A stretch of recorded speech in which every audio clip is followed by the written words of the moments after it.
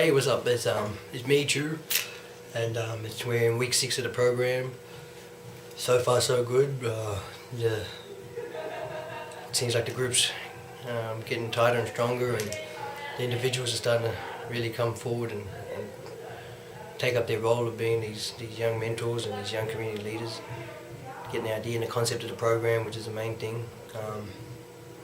We only expected to start recording in week 13, and like I said, it's week 6 and we already got about 4 songs ready to go, so it's really can't ask for too much more at the moment.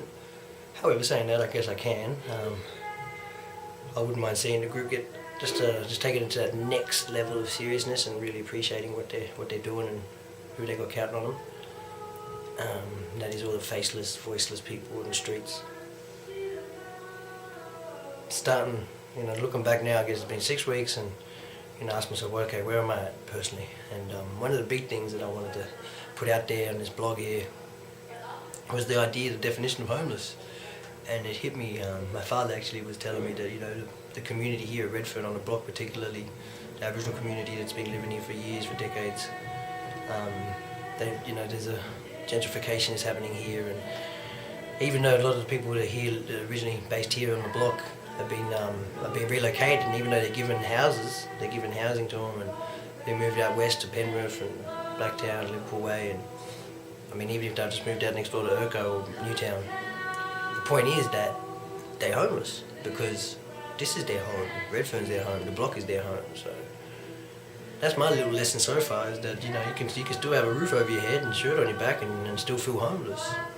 Me personally, I was born in Argentina, and it's only later in my life, when I turned 27 actually, it was around 27 when I went back home, and it was when I really first connected to my ancestral lands and to my culture and my blood.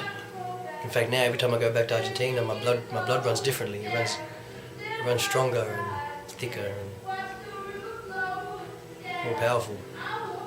So yeah, here, I got home here. I've got a house, got a good, strong, beautiful woman, 2 beautiful daughters, one on the way. Got good family and friend support around me. Even people that aren't blood and like my family here. I got everything I could ever ask for, but at the same time, I feel homeless. I'm like, Australia's a beautiful country, and it's where I'm going to raise my children, make my money, and make a stand, and leave my legacy and all that there, but this is not my country. This is not my land. Well, this here where we are right now is Gadigal, the Eora Nation's land. Well, to be more specific, the people of this country, Aboriginal people, Torres Strait Islanders, they belong to the land. The land is the owner of the people. So how can any other culture come in and lay claim on the land when the land itself is laying claim on a certain group of people? I think until that's respected and understood, I don't think anybody that's not Aboriginal can ever feel really at home here. But that's just my thing, my take.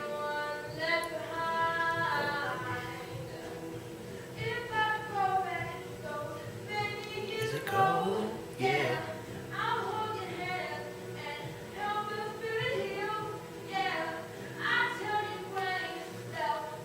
I don't know if you can hear the background, there's Alicia working on a track for the album. Oh yeah, I should mention that too. So where we are with the concept and the idea of the album, still don't have a title. But the final part at the end of these 24 weeks, imagine a 2 CD album. I'm getting goosebumps too!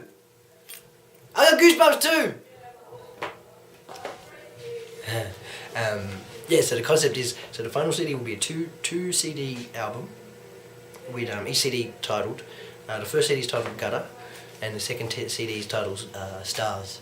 And that's inspired by an Oscar Wilde quote about 100 years ago. He said that we're all born in the gutter, but some of us are just looking up at the stars, you know what I'm saying? So the idea would be the gutter CDs kind of got, the songs on the gutter CDs, it's all kind of all about being down and out and being, living with the disadvantages and the messed upness of being homeless. And Stars is about surviving that and the hope that people have in those situations and the beauty that exists within that. A thing that comes to mind too is a Tupac Shakur quote. I'm not going to call it a quote, somebody said, so I'll paraphrase, but he's talking about that rose that grows out in the city, in the cement. You know, I mean, imagine the city of Sydney, right in the heart of the city, in George Street there, opposite the cinemas. Imagine seeing a rose growing out of the cracks of the cement. You're not going to look at it and you're not going to go, oh, look how dirty the leaves are, or the petals, look how dirty the stem is, look how chatty this rose is. You're going to be like, damn, a rose grew out of the city, out of cement, out of nothing. And that concept, that whole energy, that vibe, that's what I want to kind of bring out in this. That's what I want to see come out of this album as being produced, as I speak, as I blog. Is that, yeah, you know, it's obvious, the gutter city is an obvious one, it's a given. Yeah, it's, you know, it's tough and rough living on the streets and feeling like you're homeless. It's not a nice, lovely, loving feeling, but then within that you can always find magic, you know, you can always find a type of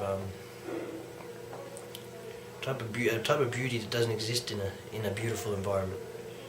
It's beauty that comes out of nothingness, that comes out of ugliness. Beauty that comes out of ugliness, that's my favourite type of beauty. And yeah, that's the idea of the album that we have at the moment. So the young people involved there so far, they've been developing song ideas and writing towards, pushing towards that concept. So they're either writing a song about being down and out gutter, or they're writing a song about the hope and the love and magic that comes out from that situation, stuff that you see up in the stars. Gutters and Stars. Maybe that could be the title of the album. Who knows? You heard it first on www.secondtrack.com.au. Yeah, that's a bit silly now. So yeah, I still sport my mo. What do you reckon? I should keep it? I'm thinking of doing a song about whether or not I should keep my mo. It'd be called, it's actually inspired by that football player called What Mo? What Mo? I better stop now because I'm talking.